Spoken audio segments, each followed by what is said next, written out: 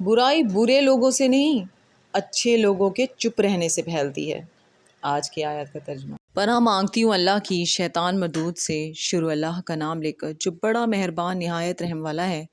ان قدرتوں سے ظاہر ہے کہ اللہ ہی قادر مطلق ہے جو برحق ہے، اور یہ کہ وہ مردوں کو زندہ کر دیتا ہے، اور یہ کہ وہ ہر چیز پر قدرت رکھتا ہے، اور یہ کہ قیامت آنے والی ہے، اس میں کچھ شک نہیں، اور یہ کہ اللہ سب لوگوں کو جو قبروں میں ہیں جلا اٹھائے گا، اور لوگوں میں کوئی ایسا بھی ہے جو اللہ کی شان میں بغیر علم کے، بغیر ہدایت کے اور بغیر کتاب روشن کے جھگڑتا ہے اور تکبر سے گردن موڑ لیتا ہے تاکہ لوگوں کو اللہ کے رستے سے گمراہ کر دیں۔